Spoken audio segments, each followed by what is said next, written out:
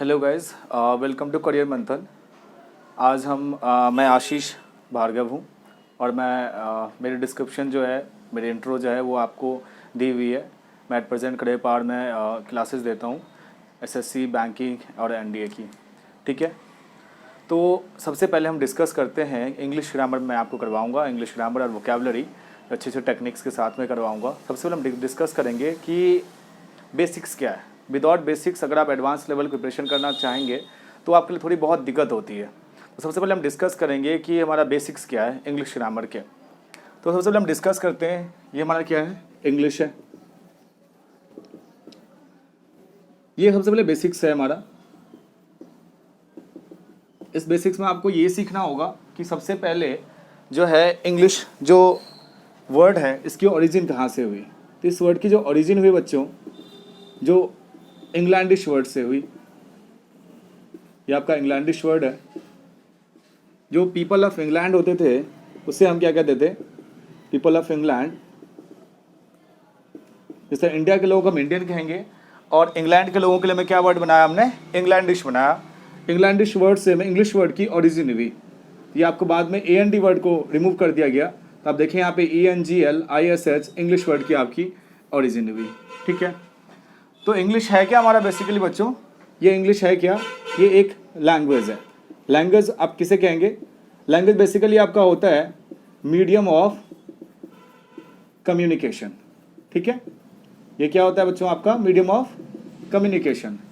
जो कम्युनिकेशन का मीडियम, आपको पता है कम्युनिकेशन एक स्किल्स होती है जिसमें आपको reading skills, writing skills, speaking skills और लिसनिंग स्किल्स पे कमांड करना होता है।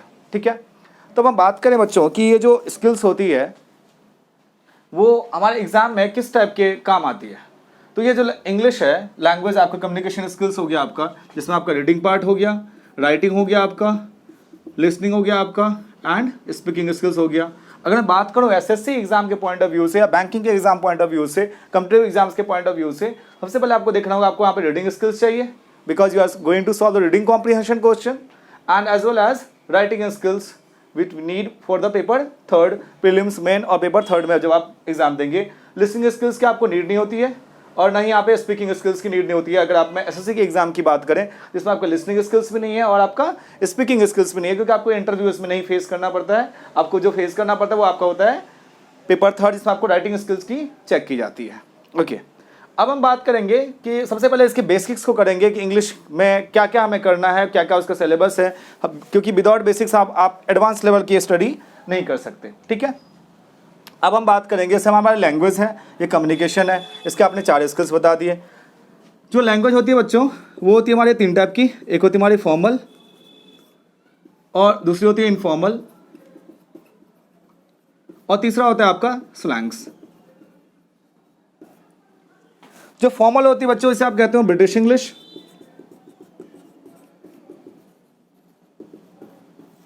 और इनफॉर्मल कहेंगे अमेरिकन इंग्लिश, और जो स्लैंग्स होती है बच्चों ये बेसिकली क्या होती है, ये एक डायलेक्ट्स होती है। डायलेक्ट्स का मतलब होता है ये एक बोली होती है, भाषा नहीं होती है। जैसे बात कहूँ राजस्थानी क्या है आपकी, वो एक भाषा नहीं है, वो एक बोली है। कैसे फाइंड आउट करेंगे, क्योंकि जो आपके डायलेक्ट्स होते हैं उसकी आपकी स्क्रिप्ट नहीं होती। ठीक है, क्योंकि स्क्रिप्ट का मतलब होता है, जैसे आप पंजाबी की बात करें उसकी स्क्रिप्ट होती है आपकी गुरुमुखी, हिंदी की बात करें उसकी स्क्रिप्ट होती है देवनागरी, इंग्लिश की बात करूँ उसकी स्क्रिप्ट होती है रोमन। तो बेसिकली जो बाकी लैंग्वेजेस हैं, कुछ कुछ स्लैंग्स हमारे इंडिया में भी हैं, जैसे हरियाणवी की बात करूँ वो हमारी क्या है, लैंग्वेज नहीं है, डायलेक्ट्स है, क्योंकि उसकी स्क्रिप्ट नहीं है। हमें जो सबसे पहले काम करना होता है फॉर्मल इंग्लिश पे करना होता है, जो एक ब्रिटिश इंग्लिश है। British English is universally accepted. तो ब्रिटिश इंग्लिश के और इनफॉर्मल और फॉर्मल के लिखने के तरीके भी अलग होते हैं। पहली चीज़ आपके एसएससी और बैंकिंग के सिलेबस में नहीं है, जस्ट फॉर योर कंसर्न, ये आपके बेसिक्स को कमांड करने के लिए चीज़ दी गई है कि आपके अंदर क्यूरियोसिटी हो कि इंग्लिश को हमें कहाँ से शुरू करना है। ठीक है, अब आप कहेंगे आपने स्पॉटिंग द एरर्स ये नहीं करवाए, आपने सिनोनिम्स नहीं करना, एंटोनिम्स नहीं करवाए आपने। पहले मैं चाहता हूँ कि आपको उस लायक बना दूँ। इंग्लिश में कहते हैं कि first deserve and then desire. तो पहले आप उसको डिजर्व करना सीखो, पहले आप बेसिक्स लेवल को कमांड करो अच्छे से। मैं आपकी सारी वीडियोज़ अपलोड करूँगा यूट्यूब पे, जितने भी आपके बेसिक्स टू लेकर एडवांस लेवल की है। पहले आपको स्लाइड बनाऊंगा, पहले आप बेसिक्स लेवल क्वेश्चंस कर लो, MTS लेवल क्वेश्चंस कर लो, CSSL लेवल के क्वेश्चंस कर लो, then we will go to the CGL prelims और एज वेल एज एडवांस और बाकी एग्जाम्स की भी हम करेंगे, बैंकिंग सेक्टर के एग्जाम्स या RBI के, LIC, AAA का। ठीक है, तो ये आपका हो गया फॉर्मल। तो फॉर्मल इंग्लिश होती है बच्चों, फॉर्मल और इनफॉर्मल में बहुत डिफरेंस होता है। जैसे हमने देखा होगा COLOUR आप लिखते हो फॉर्मल में, और इनफॉर्मल में से लिखते हैं COLOR। ठीक है, जैसे आपने यहाँ पे लिखा COUNSELOR, इसे इनफॉर्मल में लिखते हैं COUNSELLOR। तो ये डिफरेंस होता है फॉर्मल और इनफॉर्मल के, इनके राइटिंग में भी डिफरेंस होते हैं। फॉर्मल इनफॉर्मल जो होती है अमेरिकन इंग्लिश होती है, तो इसे हमें नहीं फॉलो करना होता है, ना हमें स्लैंग्स को फॉलो करने की नीड होती है। ठीक है, अब बात करेंगे इंग्लिश ग्रामर में हमें बेसिक से कैसे स्टार्ट करें। ठीक है, आप चाहो तो इसका स्क्रीनशॉट ले सकते हो बाद में रिवीजन करने के लिए। ठीक है बच्चों, ओके।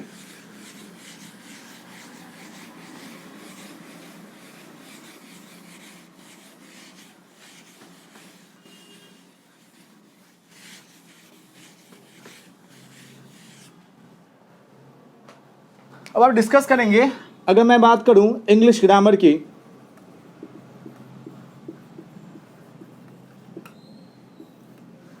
तो इसे 5 पार्ट में आप डिराइव करते हैं।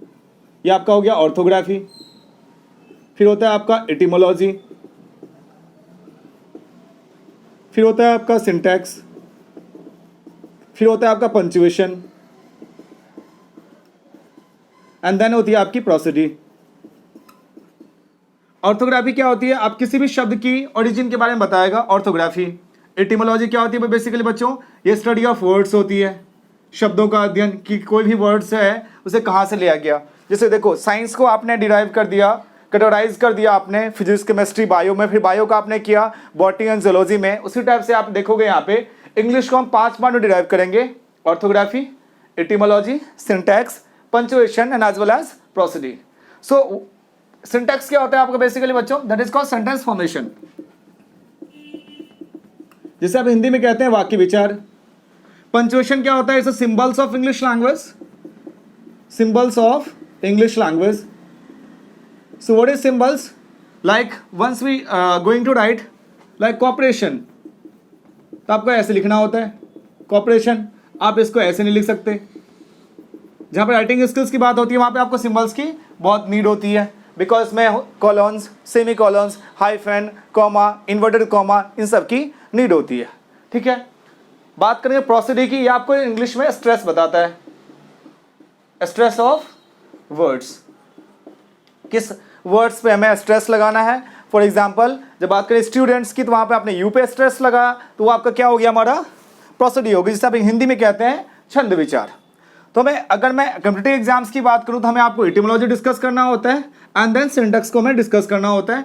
बाकी चीजें होती है बच्चों वो स्पोकन इंग्लिश की, या आप IELTS और टॉफल की एग्जाम दे रहे हैं उनके लिए वो इंपॉर्टेंट होते हैं। जब आप बात करते हैं GMAT की, GRE की, जिसमें आपको लिसनिंग स्किल्स की नीड होती है, वहां पे आपको पंक्चुएशन, प्रोसीडी और ऑर्थोग्राफी की नीड होती है। पंक्चुएशन की नीड आपको तब होगी जब अगर आप SSC के एस्पिरेंट्स हैं और आप पेपर 3rd देंगे, उस टाइम आपको नीड होगी किसकी, पंक्चुएशन की नीड होगी, बिकॉज वहां पे सिंबल्स आपको यूज करना पड़ेगा, कहाँ कहाँ में इन्वर्टेड कॉमा या हाइफन इन सब की यूज करनी है। ओके, तो हमें एटिमोलॉजी करनी है, इट मीन्स ये आपके स्टडी ऑफ वर्ड्स को हम डिस्कस करना है, और ये आपका सिंटैक्स हो गया जहाँ पे सेंटेंस फॉर्मेशन को हमें स्टडी करना है। ठीक है बच्चों, इससे आप स्क्रीनशॉट ले सकते हैं। नाउ डिस्कस करेंगे हम इसके बेसिक्स लेवल की, स्टार्टिंग से डिस्कस करेंगे बच्चों। देखो जब तक आपका बेसिक्स कमांड नहीं होगा अच्छे से, आप एडवांस लेवल को ठीक से समझ नहीं पाएंगे। तो सबसे पहले हम बेसिक्स लेवल को ठीक से स्टडी करेंगे।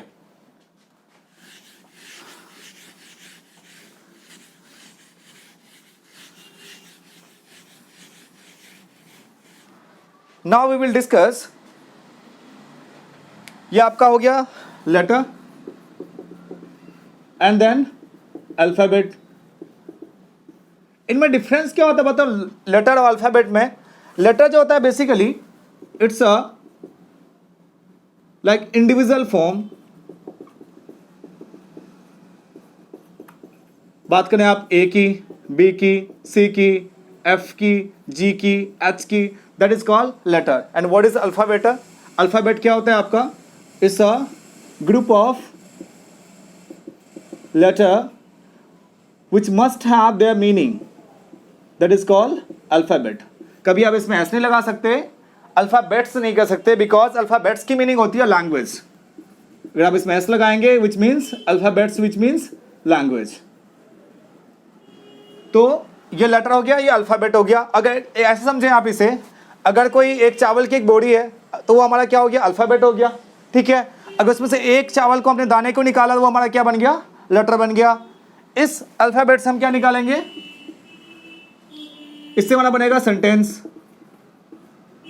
सॉरी, यहां हम निकालेंगे वर्ड, फिर आएगा हमारा सेंटेंस. सेंटेंस क्या होता है बच्चों, basically sentence is group of words जब जिसकी कोई मीनिंग हो. ग्रुप ऑफ ऐसे वर्ड्स जिसकी कोई मीनिंग हो, हमारा क्या हो गया, सेंटेंस कहलाएगा. अब हम बात करेंगे कि सेंटेंस जो होते हैं हमारे, वो इसमें इससे पहले आप डिस्कस कर लेते हैं कि इसमें जो लेटर्स है, इसमें आप देखा होगा आपने कि वॉवेल होते हैं और कंसोनेंट होते हैं. Vowel basically that is A, E, I, O, U, that is considered as a vowel, and consonant is remaining words from A, E, I, O, U, that is called consonant. Have you ever thought ये 5 ही vowel क्यों होती है, ये 5 ही letter आपके vowel क्यों होते हैं, A, E, I, O, U आपके vowel क्यों होते हैं. देखो, curiosity is the way of learning something new. जब तक आपके अंदर क्यूरियोसिटी नहीं होगी, आप नई चीज़ों को नहीं सीख सकते हैं. ठीक है, क्यूरियोसिटी क्यों नहीं आती है आपको इंग्लिश में, क्योंकि आप बेसिक्स को स्टडी नहीं करना चाहते हो, आप to the point spotting errors पे आ जाते हो, रीडिंग कॉम्प्रिहेंशन पे आते हो, क्लोज टेस्ट पे आ जाते हो. वो एक एडवांस फॉर्म है, उस एडवांस फॉर्म को, वो एक ग्रेजुएशन लेवल के एग्जाम से, वो एक एडवांस फॉर्म है. एडवांस फॉर्म को सीखने के लिए आपको सबसे पहले बेसिक्स पे कमांड करना बहुत जरूरी है, जो मैं आपको चाह रहा हूँ कि आप बेसिक्स को कमांड कर लो. ठीक है, हम फिर बाद में हम डिस्कस करेंगे स्पॉटिंग एरर्स और बाकी चीज़ों को लेके. ये जो बच्चों आपका ए आई ओ यू वॉवेल है, इसके रीज़न क्या होते हैं पहले आप समझें. ये अपने वॉइस को, जो इसकी साउंड होती है, ये हमेशा इसकी फ्लक्चुएट होती है, इसकी साउंड हमेशा फ्लक्चुएट होगी. बात करेंगे हम जैसे आम की, बात करेंगे हम लोग एप्पल की, बात करेंगे हम लोग ऑसम की. आप तीनों जगह पे देखें, यहाँ पे एक ही साउंड एंड यहाँ पे एक ही साउंड, यहाँ पे एक ही साउंड. ये तीनों जगह पे क्या आपकी चेंज है, दैट इज कॉल्ड आम, Apple, and the third one is awesome. So in this 3 word, एक ही जो साउंड है आपकी क्या है, वो चेंज है. देखो यहाँ पे आ की साउंड है, यहाँ पे आ की साउंड है, यहाँ पे ओ की साउंड है, awesome है. बाकी अगर बात करें आप यू वर्ड की बात करें आप, that is called university. And then once we talk about umbrella, तो यहाँ पे यू की साउंड डिफरेंट है, यहाँ भी यू की साउंड डिफरेंट है. यहाँ पे किसकी साउंड है, ये य की साउंड दे रहा है, ये यहाँ पे साउंड किसकी दे रहा है, अ की साउंड दे रहा है. इट मीन्स यहाँ भी यू की साउंड डिफरेंट, यहाँ भी यू की साउंड डिफरेंट है. दोनों वर्ड की अगर आप कंपैरिजन करें तो सेम नहीं है. इट मीन्स इसकी जो साउंड होती है वो हमेशा फ्लक्चुएट होती है. और सेकंड रीजन क्या है बच्चों इसके वॉवेल कहने के, इसकी साउंड हमेशा वोकल कॉर्ड से होती है. वोकल कॉर्ड का मतलब होता है, इसे आप स्वर कहते हैं, स्वर ध्वनि कहते हैं, जो आपके गले में यहाँ पे होती है, वोकल कॉर्ड. और बेसिकली इसकी जो साउंड होती है, जैसे बात करें ए, ई, आई, ओ, यू, इनकी साउंड हमेशा कहाँ से स्टार्ट होती है, यहाँ से होती है, वोकल कॉर्ड से होती है. अदरवाइज बात करें मैं कंसोनेंट बी की, once you trying to speak burger, Bombay, तो यहाँ पे देखेंगे हमेशा आपकी साउंड वो ब की ही देगा. डी की साउंड जो होगी हमेशा वो डी में ही होगी, वो चेंज नहीं होती है. ठीक है, तो ये हमारी कॉन्सोनेंट क्या होती है, ये बच्चों कांस्टेंट होती है, इसकी साउंड हमेशा चेंज नहीं होती.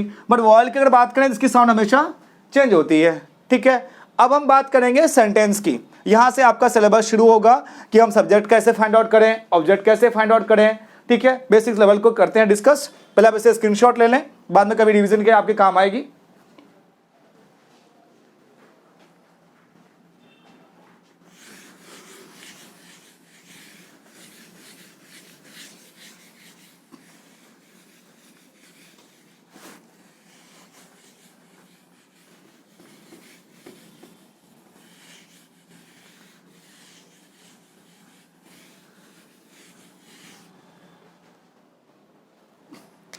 अब हम डिस्कस करेंगे किसी भी सेंटेंस में सब्जेक्ट, ऑब्जेक्ट एंड वर्ब को हम कैसे फाइंड आउट करें.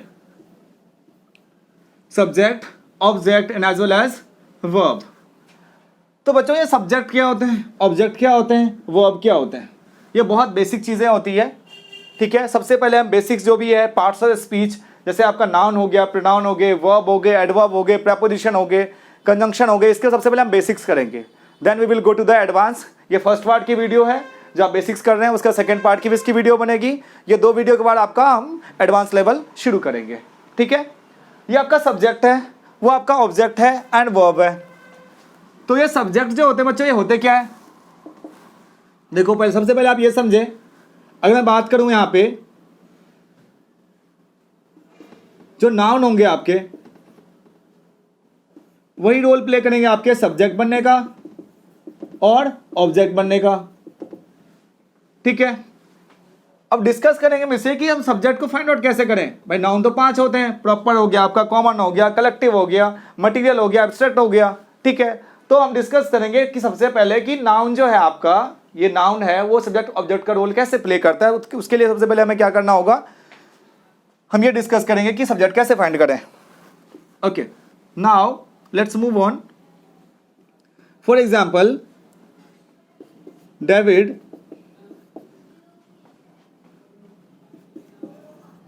plays football. In this sentence, David is subject. बच्चों सारे सब्जेक्ट आपके डूअर नहीं हो सकते, वो हम वर्ब में डिस्कस करेंगे। सारे सब्जेक्ट आपका वो आपका डूअर नहीं हो सकता, बट सारे जितने डूअर हैं वो सारे सब्जेक्ट कंसिडर किए जाएंगे। सब्जेक्ट हो गया आपका, ये आपका वर्ब हो गया। वर्ब कौन सी? Main verb. और फुटबॉल क्या हो गया? इसका ऑब्जेक्ट हो गया। कैसे? अगर आपने हु क्वेश्चन रेज किया तो वो आपको सब्जेक्ट दिया यहां पे। मेन वर्ब से अगर आपने व्हाट हुम का क्वेश्चन रेज किया तो आपको ऑब्जेक्ट देगा वो रिप्लाई में। David pledge what? डेविड क्या खेलता है, दैट मीन्स क्या मिला आंसर? फुटबॉल। तो फुटबॉल इज एन ऑब्जेक्ट, ये आपका ऑब्जेक्ट हो गया। अगर इसमें हुम के भी आंसर मिलते, 2 ऑब्जेक्ट मिलते, तो आपका एक होता direct object and second one is consider as an indirect object. Clear? Okay, now ये तो होगी यहां पे एक्टिव सेंटेंस में, बट पैसिव में कैसे हम फाइंड आउट करेंगे? अगर कोई सेंटेंस पैसिव में है उसमें हम सब्जेक्ट को कैसे फाइंड आउट करेंगे? आप इसके लिए सिंपल सा फंडा देखें, सब्जेक्ट डूअर के पीछे ना जाएं। आप ये देखें, जो हमारे पैसिव सेंटेंस होते हैं वो क्या होते हैं? पैसिव बेसिकली बच्चों जो बी की फॉर्म है, बी है, इज है, एम है, आर है, वॉज है, वर है, बीन है और बीइंग है। इसके बाद अगर आपने वर्ब की थर्ड फॉर्म यूज की, इसके बाद अगर आपने वर्ब की थर्ड फॉर्म यूज करी, तो ये थर्ड फॉर्म जो होगा आपका, वो क्या होगा हमारा? वो हमारा पैसिव होगा। जैसे यहां पे football is played by David. इस सेंटेंस में आप देखें बच्चों, इसका सब्जेक्ट क्या होगा हमारा? Football is played by David. आपको पता है कि पैसिव को बनाने के लिए जो इसके ऑब्जेक्ट है वो होते हैं हमारे सब्जेक्ट। तो यहाँ पे जो फुटबॉल वर्ड है वो आपका क्या है? हमारा सब्जेक्ट है। उसके बाद आप देखो यहाँ पे इसके बाद थर्ड फॉर्म आपने यूज किया, यहाँ पे देखिए इसका आपने थर्ड फॉर्म यूज किया, इट मीन सेंटेंस हमारा क्या है? पैसिव है। इट मीन्स पैसिव सेंटेंस में जो होते हैं, जो सब्जेक्ट होंगे आपके, वो क्या होंगे? वो रिसीवर होते हैं। और ये एक्टिव सेंटेंस है, एक्टिव सेंटेंस में जो बच्चे होंगे वो क्या होंगे हमारे? वो डूअर होंगे। यहां पे देखो डेविड आपका डूअर है, इसने कौन सा काम किया? प्लेस करने का काम किया है। तो यहां पे क्या बन गया हमारा? David place football. तो ये आपका क्या बन गया? वर्ब बना। तो यहां पे डेविड ने कोई एक्शन किया है, तो यहां पे आपका क्या हो गया? ये सब्जेक्ट हुआ। यहां पे football is played by David, तो यहां पे फुटबॉल के ऊपर एक्शन हो रही है, डेविड के ऊपर एक्शन हो रही है। फुटबॉल जो आपका, ये सब्जेक्ट क्या है? रिसीवर है। फुटबॉल जो है वो किसके द्वारा खेला जाता है? डेविड के द्वारा। ठीक है बच्चों, तो यहां पे आपका क्या हो गया? फुटबॉल क्या हो गया आपका? ये आपका रिसीवर है। ठीक है, तो सब्जेक्ट ऑब्जेक्ट को आप बहुत इजीली फाइंड आउट कर सकते हैं। ठीक है, अब यहां पे देखें कि हमें सब्जेक्ट ऑब्जेक्ट मिल गया। ऑब्जेक्ट कैसे फाइंड आउट करेंगे? सबसे पहले आप व्हाट और हुम क्वेश्चन रेज करेंगे मेन वर्ब से। अगर सेंटेंस में अगर आप कहेंगे प्लेड वर्ड है, अब ये प्लेड है, प्लेड व्हाट, और हुम क्वेश्चन रेज करेंगे। अगर आप पैसिव के मेन वर्ब से अगर आप व्हाट हुम क्वेश्चन रेज करेंगे तो उससे आपको ऑब्जेक्ट आप नहीं फाइंड आउट करेंगे, आप सब्जेक्ट को फाइंड आउट करेंगे। ये आप जो मेन वर्ब है उससे अगर आप व्हाट हुम क्वेश्चन रेज करेंगे, उसके बाद जो आपको ऑब्जेक्ट मिला वो एक्टिव सेंटेंस से मिलेगा। पैसिव में अगर आप व्हाट हुम का क्वेश्चन रेज करेंगे वो आपको क्या देगा, आपको सब्जेक्ट देगा। यहाँ देखें प्लेड व्हाट, फुटबॉल, क्या है यहाँ पे, ये सब्जेक्ट है, ये हमारा ऑब्जेक्ट नहीं है। But in an active sentence once we raise question and once we arise like plays what and what we got, plays what, football, ये क्या मिला आपका, ऑब्जेक्ट मिला। ठीक है बच्चों, तो सब्जेक्ट ऑब्जेक्ट आपका क्लियर हो गया होगा। अब हम बेसिक डिस्कस करेंगे नाउन से। ठीक है,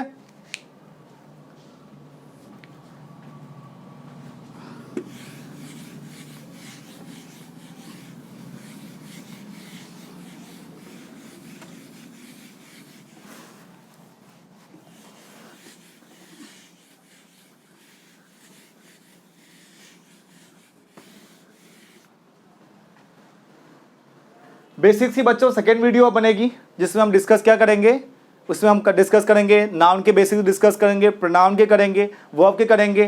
and if you guys like this video और आपको लगता है कि if you are really gaining some content, आप कुछ सीखने को मदद मिल रही है आपको, देन आप चैनल को लाइक कर दें, सब्सक्राइब कर दें। ठीक है, तो नेक्स्ट क्लास में हम क्या डिस्कस करेंगे बच्चों, नेक्स्ट क्लास हम डिस्कस करेंगे बेसिक्स का सेकंड पार्ट डिस्कस करेंगे जिसमें हम बेसिक्स के नाउन से लेके पूरे पार्ट्स ऑफ स्पीच को इस वीडियो में हम खत्म करेंगे। I hope you will like this video और आप वीडियो